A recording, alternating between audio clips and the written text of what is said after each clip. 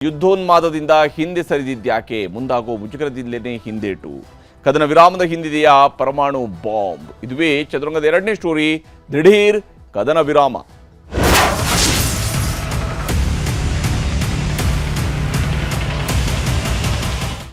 Israel Iran ನಡುವಿನ ಕದನದ ಮಧ್ಯೆ America ಬಹಳ ಯಶಸ್ವಿಯಾದಂಥ ಒಂದು ಎಂಟ್ರಿಯನ್ನು ಕೊಡ್ತು ಸರ್ಪ್ರೈಸ್ ಎಂಟ್ರಿಯನ್ನು ಕೊಡ್ತು ಅಥವಾ ವೈಲ್ಡ್ ಕಾರ್ಡ್ ಎಂಟ್ರಿಯನ್ನು ಕೊಡ್ತು ಯಾವ ರೀತಿಯ ಯಾವ ಕಾರಣಕ್ಕಾಗಿ ಅಮೆರಿಕ ಬಂದಿತ್ತು ಅಷ್ಟೇ ವೇಗವಾಗಿ ಅಮೆರಿಕ ಕದನ ವಿರಾಮವನ್ನು ಕೂಡ ಘೋಷಣೆ ಮಾಡಿದೆ ಈ ಇಬ್ಬರು ಜಗಳಾಡ್ತಾ ಇದ್ದಂಥವ್ರಿಗೆ ಅವ್ರಿಗೆ ಅಮೆರಿಕ ಹೇಳಿದೆ ನೋ ನೋ ನೋ ನೋ ಕದನ ವಿರಾಮ ಅಂತ ಹೇಳಿದ್ದಾರೆ ಯಾವಾಗ ಅಮೆರಿಕ ಕದನ ವಿರಾಮ ಅಂತ ಹೇಳ್ತೋ ಎರಡೂ ಪಾರ್ಟಿಯವರು ಕೂಡ ಈಗ ಕದನ ವಿರಾಮ ಅಂತ ಹೇಳುವಂಥ ರೀತಿಯಲ್ಲಿ ಸೈಲೆಂಟ್ ಆಗ್ತಾ ಇದ್ದಾರೆ ಹಾಗಾದ್ರೆ ಏನಾಯಿತು ಯಾವ ಕಾರಣಕ್ಕಾಗಿ ಯುದ್ಧೋನ್ಮಾದದಿಂದ ಹಿಂದೆ ಸರಿದಿದೆ ಅಮೆರಿಕ ಈಗಾಗಲೇ ಯುದ್ಧೋನ್ಮಾದದಿಂದ ಹಿಂದೆ ಸರಿದಿದೆ ಮತ್ತು ಕದನ ವಿರಾಮ ಸೂತ್ರಕ್ಕೆ ಇರಾನ್ ಕಾದು ನೋಡುವಂತಹ ತಂತ್ರವನ್ನ ಅನುಸರಿಸ್ತಾ ಇದೆ ಇರಾನ್ದು ಒಂದೇ ಪಟ್ಟಿರುವಂಥದ್ದು ಕಡೆಯ ಪೆಟ್ಟು ನಮ್ದಾಗಬೇಕು ಕಡೆಯ ಕ್ಷಿಪಣಿ ನಮ್ದಾಗಬೇಕು ಕಡೆಯದಾಗಿ ನಾವೇ ಹೊಡಿಬೇಕು ಅಂತ ಹೇಳಿ ಅಂದ್ರೆ ನೀವು ಎಷ್ಟು ಬೇಕಾದ್ರೂ ಹೊಡಿರಿ ಆದರೆ ಫೈನಲ್ ಪಂಚೋದು ನಾವು ಕೊಟ್ಟ ನಂತರ ಎಲ್ಲವೂ ನಿಲ್ಲುತ್ತೆ ಅಂತ ಹೇಳಿ ಮಧ್ಯಪ್ರಾಚ್ಯ ಮಹಾಯುದ್ಧಕ್ಕೆ ಈಗ ಬ್ರೇಕ್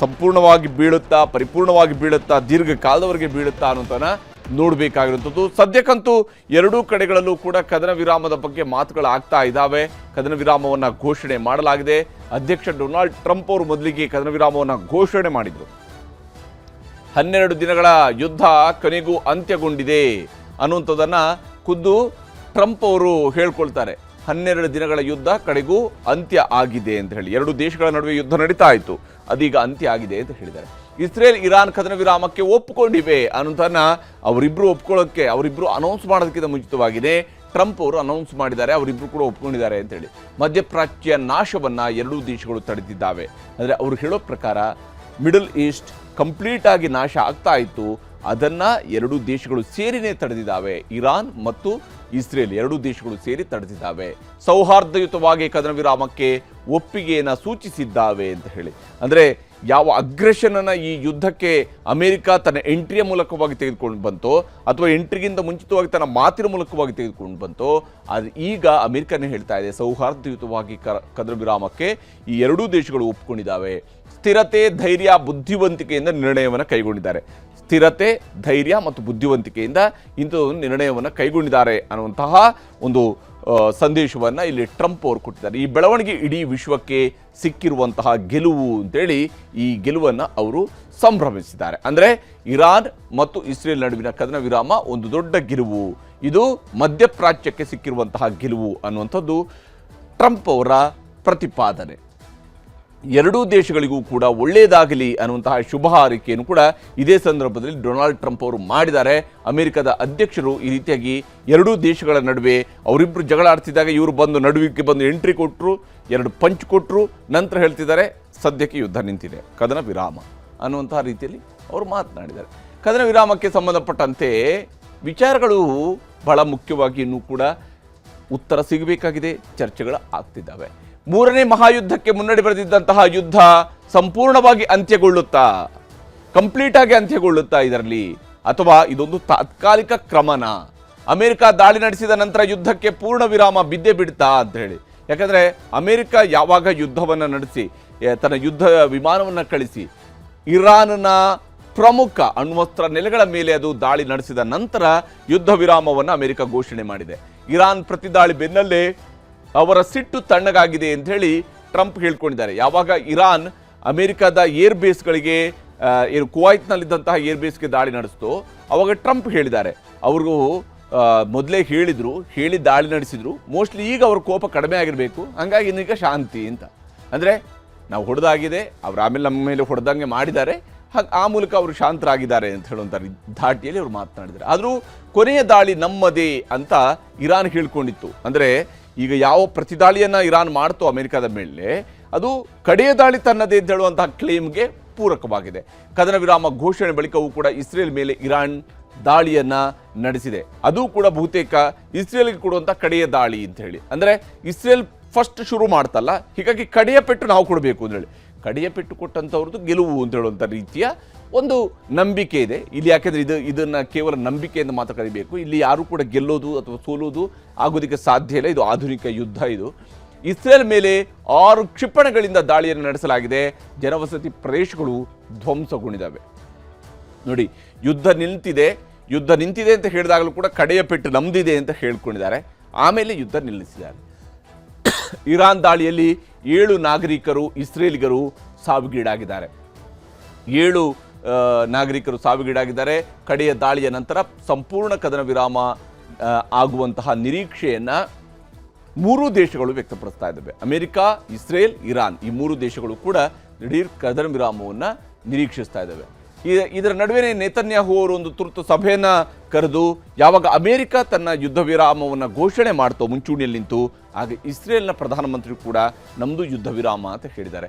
ಕದನ ವಿರಾಮ ಘೋಷಣೆ ಬೆನ್ನಲ್ಲೇ ನೇತನ್ಯಾಹು ಅವರು ಸಭೆಯನ್ನು ನಡೆಸಿದ್ದಾರೆ. ನೇತನ್ಯಾಹು ಅವರು ಕ್ಯಾಬಿನೆಟ್ ಸಚಿವರ ಜೊತೆಗೆ ಕದನ ವಿರಾಮ ಬಗ್ಗೆ ಸಭೆಯನ್ನು ನಡೆಸಿ ಚರ್ಚೆಯನ್ನು ನಡೆಸಿದ್ದಾರೆ. ಈ ನಿರ್ಣಯವನ್ನು ಇಸ್ರೇಲ್ ತೆಗೆದುಕೊಳ್ಬೇಕು ಅನ್ನೋದ್ರ ಬಗ್ಗೆ ಚರ್ಚಿಸಿದ್ದಾರೆ. ಕದನ ವಿರಾಮದ ಚರ್ಚೆಯಲ್ಲಿ ಯಾವ ವಿಚಾರವನ್ನು ಪ್ರಸ್ತಾಪಿಸಬೇಕು ಅಂದರೆ, ಇದು ಇಲ್ಲಿಗೆ ಕದನ ವಿರಾಮ ಅನ್ನೋದು ಇಲ್ಲಿಗೆ ಸ್ಟಾಪ್ ಆಗಲ್ಲ. ಇನ್ನು ಮುಂದೆಯೂ ಕೂಡ ಡಿಪ್ಲೊಮ್ಯಾಟಿಕ್ ಆಗಿರ್ತಕ್ಕಂತಹ ಮಾತುಕತೆಗಳು ನಡೆಯೋದಿದೆ. ಆವಾಗ ಇಸ್ರೇಲ್ ಏನು ಕ್ಲೇಮನ್ನು ಮಾಡಬೇಕು, ಇರಾನ್ ಜೊತೆ ಏನೆಲ್ಲ ಚರ್ಚಿಸಬೇಕು ಅನ್ನೋದ್ರ ಬಗ್ಗೆಯೂ ಕೂಡ ಮಾಹಿತಿಯನ್ನು ನೇತನ್ಯಾಹು ಪಡ್ಕೊಂಡಿದ್ದಾರೆ ಮತ್ತು ತಮ್ಮ ಮಾಹಿತಿಯನ್ನು ವಿನಿಮಯ ಮಾಡಿಕೊಂಡಿದ್ದಾರೆ. ಕದನ ವಿರಾಮ ಅಂತಾನೆ ಸೈರನ್ ಸದ್ದು ಕಡಿಮೆ ಆಗ್ತಾ ಇದೆ. ಯಾವ ದೇಶಗಳಲ್ಲಿ, 2 ದೇಶಗಳಲ್ಲಿ, ಇಸ್ರೇಲ್ ಮತ್ತು ಇರಾನ್ 2 ದೇಶಗಳಲ್ಲಿ ಬಂಕರ್ಗಳಲ್ಲಿ ಹೋಗಿ ಅಡಗಿ ಕುಳಿತುಕೊಳ್ತಾ ಇದ್ರಲ್ಲ ಜನ, ಸೈರನ್ ಮೊಳಗದಾಗ ಅಂತಹ ಸೈರನ್ಗಳ ಸದ್ದು ಈಗ ಕಡಿಮೆ ಆಗ್ತಾ ಇದೆ.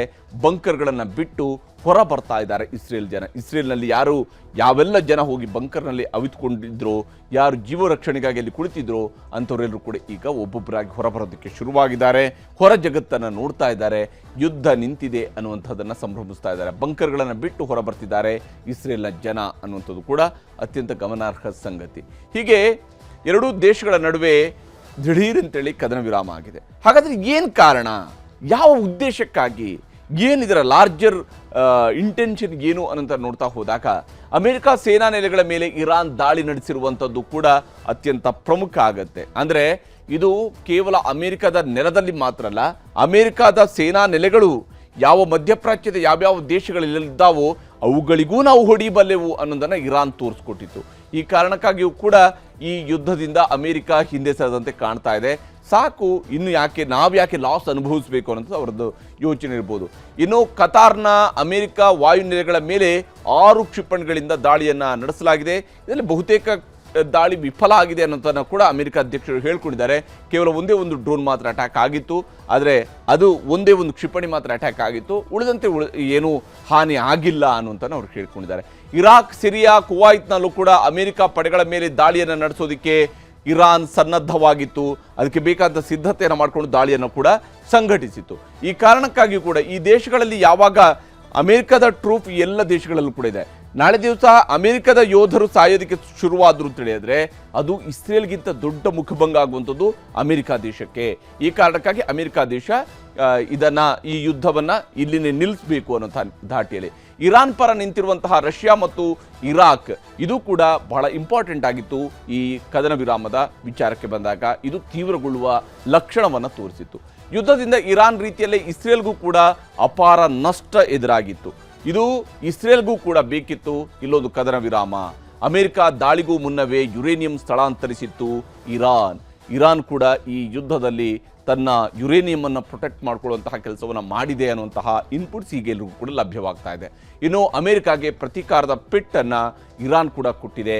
ಹೀಗಾಗಿ ಅಮೆರಿಕಾಗೂ ಕೂಡ ಎಲ್ಲೋ ಒಂದು ಕಡೆ ಈ ಯುದ್ಧ ಮತ್ತಷ್ಟು ದಿವಸಗಳ ಕಾಲ ವಿಳಂಬ ಆಗಬಹುದು ಅನ್ನುವಂತಹ ಆತಂಕ ಇದ್ದೇ ಇತ್ತು. ಪರಮಾಣು ತಯಾರಿಯ ಹೊಸ್ತಿನಲ್ಲಿ ಇರಾನ್ ಕೂಡ ಬಂದು ನಿಂತಿರುವಂಥದ್ದು ಸ್ಪಷ್ಟ ಆಗಿದೆ. ಅವರು ಕೂಡ ಪರಮಾಣು ನಿರ್ಮಾಣದ ಕಡೆಗೆ, ಪರಮಾಣು ಅಸ್ತ್ರಗಳನ್ನು ನಿರ್ಮಾಣ ಮಾಡೋದ್ರ ಕಡೆಗೆ ಹೋಗ್ತಾ ಇದ್ದಾರೆ. ಇರಾನ್ ಕ್ಷಿಪಣಿಗಳ ಹೊಡೆತ ತಡೆಯೋದಕ್ಕೆ ಇಸ್ರೇಲ್ ವಿಫಲವಾಗಿರುವಂಥದ್ದು ಕೂಡ ಇಲ್ಲಿರುವಂಥ ಒಂದು ಗಮನಾರ್ಹ ಸಂಗತಿನೇ. ಯಾಕಂದರೆ ಒಂದು ವೇಳೆ ಇರಾನ್ ಮಾಡುವ ಎಲ್ಲ ದಾಳಿಗಳನ್ನು ಕೂಡ ಇಸ್ರೇಲ್ ಪ್ರೊಟೆಕ್ಟ್ ಮಾಡ್ಕೊಳ್ಳೋದಕ್ಕೆ ಸಾಧ್ಯ ಆಗಿರ್ತಿದ್ರೆ ಇಷ್ಟು ಬೇಗನೆ ಈ ಯುದ್ಧ ವಿರಾಮವನ್ನು ನಿರೀಕ್ಷೆ ಮಾಡೋದಕ್ಕೆ ಸಾಧ್ಯ ಇರಲಿಲ್ಲ. ಯುದ್ಧ ಮುಂದುವರಿದರೆ ಮಧ್ಯಪ್ರಾಚ್ಯದಲ್ಲಿ ಮತ್ತಷ್ಟು ತಳ್ಳನ ಉಂಟಾಗುವಂತಹ ಸಾಧ್ಯತೆಯನ್ನು ಕೂಡ ತಳ್ಳಿ ಹಾಕುವಂತಿಲ್ಲ. ಇದು ಬಹಳ ಪ್ರಮುಖವಾಗಿರ್ತಕ್ಕಂಥ ಅಂಶ. ಯುದ್ಧ ಭೀತಿಯಿಂದಾಗಿ ಜಗತ್ತಿನೆಲ್ಲೆಡೆ ಆರ್ಥಿಕ ಸಂಕಷ್ಟ ಸೃಷ್ಟಿಯಾಗಿರುವಂಥದ್ದು ಕೂಡ ಈಗಾಗಲೇ ಗೋಚರಿಸ್ತಾ ಇದೆ. ಇದು ಮತ್ತಷ್ಟು ದಿವಸ ಮುಂದೆ ಹೋದರೆ ಮತ್ತಷ್ಟು ದಿನಗಳ ಕಾಲವೂ ಕೂಡ ಈ ತೊಂದರೆಯನ್ನು, ಆರ್ಥಿಕ ನಷ್ಟವನ್ನು ಅನುಭವಿಸಬೇಕಾಗತ್ತೆ. ಹೀಗೆ ಕದನ ವಿರಾಮದ ಬಳಿಕವೂ ಕೂಡ ಇಸ್ರೇಲ್ ಮತ್ತು ಇರಾನ್ ದಾಳಿಯನ್ನ ಮುಂದುವರಿಸಿರುವಂಥದ್ದು ಕೂಡ ಗಮನಾರ್ಹವಾಗಿರ್ತಕ್ಕಂಥದ್ದು. ಕದನ ವಿರಾಮದ ಬಳಿಕವೂ ಕೂಡ ಈ ಒಂದು ದಾಳಿ ಮುಂದುವರೆದಿದೆ. ಕದನ ವಿರಾಮದ ಬಳಿಕ ಕದನ ವಿರಾಮ ಉಲ್ಲಂಘನೆಗೆ ಡೊನಾಲ್ಡ್ ಟ್ರಂಪ್ ಕೂಡ ಆಕ್ರೋಶವನ್ನು ವ್ಯಕ್ತಪಡಿಸಿದ್ದಾರೆ. ಇರಾನ್ ಮೇಲೆ ದಾಳಿ ನಡೆಸದಂತೆ ಇಸ್ರೇಲ್ಗೆ ಸೂಚನೆಯನ್ನ ಕೊಟ್ಟಿದ್ದಾರೆ. ಯಾಕಂದರೆ ಇಸ್ರೇಲ್ ಈಗ ಪ್ರತಿದಾಳಿಯನ್ನು ಇರಾನ್ ಮೇಲೆ ಮಾಡೋದಕ್ಕೆ ಹೊರಟಿತ್ತು. ನಿಮ್ಮೆಲ್ಲ ಪೈಲಟ್ಗಳನ್ನು ವಾಪಸ್ ಕರೆಸ್ಕೊಳ್ಳಿ, ಇರಾನ್ ಪರಮಾಣು ಶಕ್ತಿ ನಾಶ ಆಗಿದೆ, ಕೂಡಲೇ ಕದನ ವಿರಾಮಕ್ಕೆ ಬದ್ಧರಾಗಿ ಅಂತ ಟ್ರಂಪ್ ಹೇಳಿದ್ದಾರೆ. ಇರಾನ್ನ ಪರಮಾಣು ಶಕ್ತಿ ನಾಶ ಆಗಿದೆ ಅಂದರೆ ನಾವು ಅದನ್ನು ಹೊಡೆದು ಮುಗಿಸಿದ್ದೀವಿ, ಹೀಗಾಗಿ ಇನ್ನು ಯುದ್ಧವನ್ನು ಮುಂದುವರಿಸೋದ್ರಲ್ಲಿ ಅರ್ಥ ಇಲ್ಲ, ಕೂಡಲೇ ಕದನ ವಿರಾಮಕ್ಕೆ ಬದ್ಧರಾಗಬೇಕು ಅಂತೇಳಿ ಟ್ರಂಪ್ ಇಸ್ರೇಲ್ಗೆ ಸೂಚನೆಯನ್ನು ಕೊಟ್ಟಿದ್ದಾರೆ. ಆದರೆ ಈಗ ಇಸ್ರೇಲ್ ಈ ಯುದ್ಧವನ್ನು ನಿಲ್ಲಿಸುತ್ತಾ ಮತ್ತು ಕಡೆಯ ಪೆಟ್ಟು ನಮ್ಮದಾಗಬೇಕು ಅನ್ನುವಂತಹ ಇರಾನ್ನ ಧೋರಣೆ ಇದೆಯಲ್ಲ, ಇದು ಒಮ್ಮೆ ಇಸ್ರೇಲ್ ದಾಳಿ ನಡೆಸ್ತದಂದರೆ ಇರಾನ್ ಮತ್ತೊಂದು ದಾಳಿಯನ್ನು ನಡೆಸಿನೇ ಕದನ ವಿರಾಮ ಮಾಡುವಂತಹ ಸಾಧ್ಯತೆಯೂ ಕೂಡ ದಟ್ಟವಾಗಿ ಇರುವಂಥದ್ದು.